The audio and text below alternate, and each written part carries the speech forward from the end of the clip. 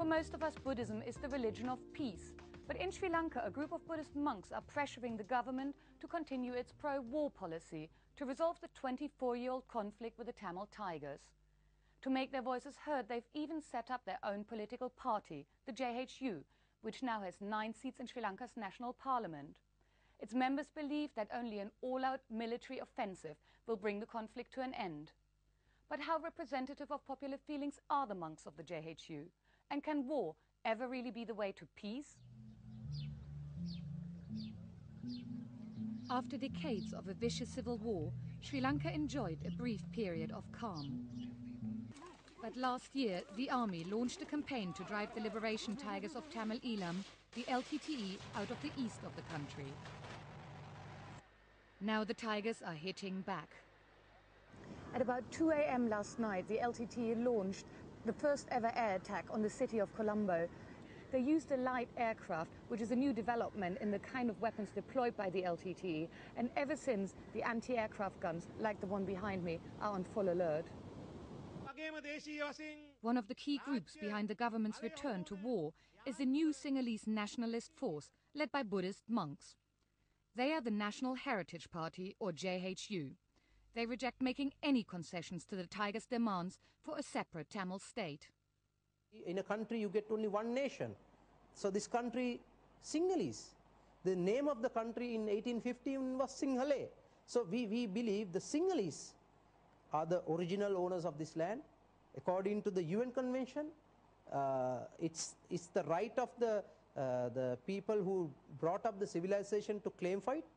And the Sinhalese have built up the civilization here. So we believe it is the Sinhalese right for the nationhood. In the last national elections, the JHU took the controversial step of putting up monks as candidates. They won 9 seats out of 250, yet they claim to speak for a larger constituency. Out of the total population, about 69% are Buddhists.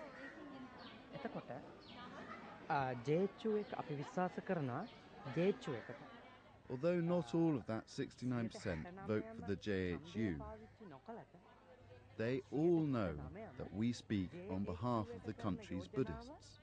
And the government knows that too. What is the appeal of the JHU to its voters? Their appeal, I think, is based on 2 things. One is that they appeal to Sinhala Buddhist nationalism.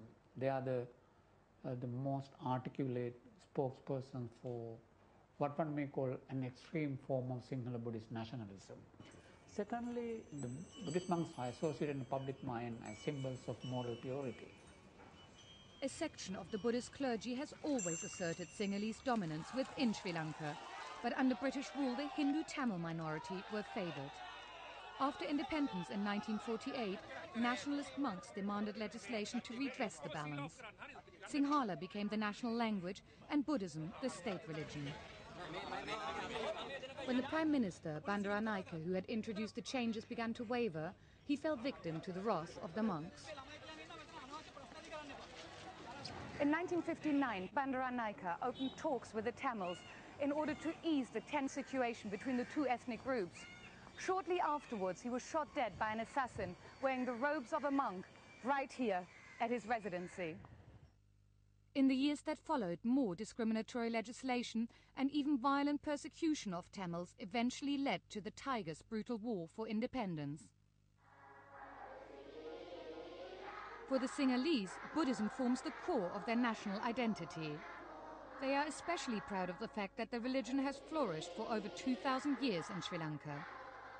Part of the whole mythology of the origins of the Sinhalese race and the Sinhalese civilization is that, when the Buddha at his deathbed more or less consecrated this little island because its doctrine would be thrown out of India, where the Buddhism was born, but it will ultimately be preserved in Sri Lanka. So the Buddhist monks have this self-understanding that they are the guardians of the Sinhalese nation, which in turn is the guardian of Buddhism. The Temple of the Tooth in the town of Kandy is the heart of Sri Lankan Buddhism. It holds the country's most sacred relic, a tooth of the Buddha. Ever since the Sinhalese kings held court here, control of the truth gave the right to rule the country.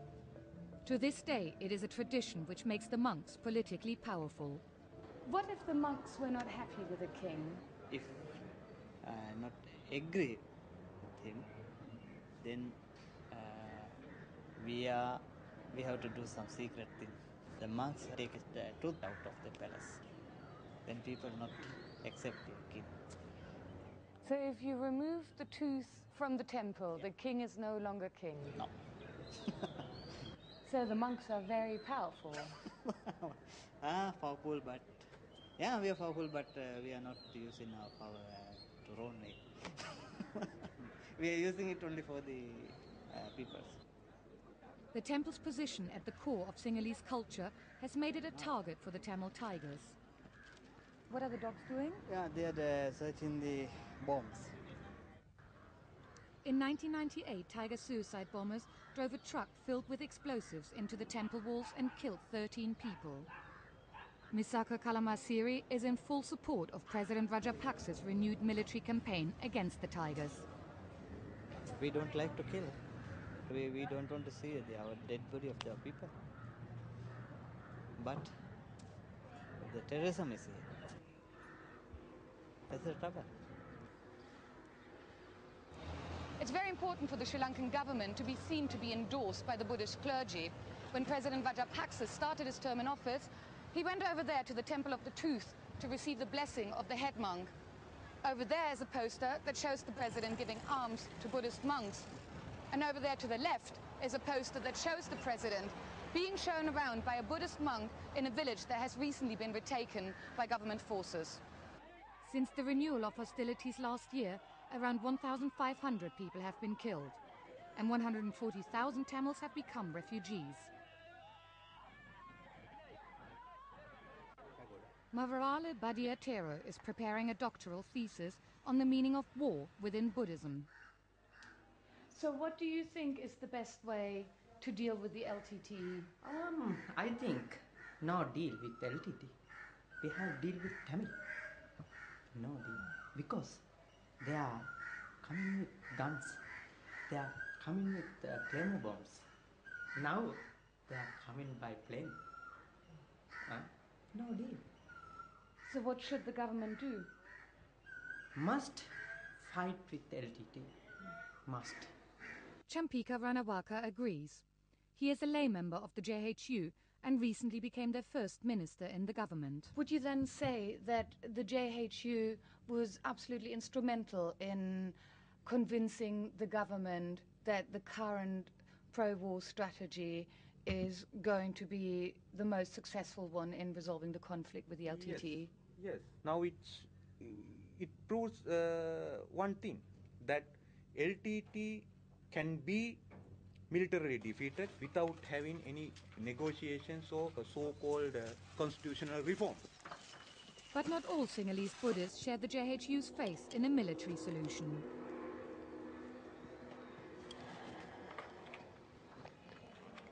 I don't believe at all that not only in Sri Lanka, anywhere, war is the answer, because wars never, you don't have a winner in a war. Simple as that. Visakha speaks from experience.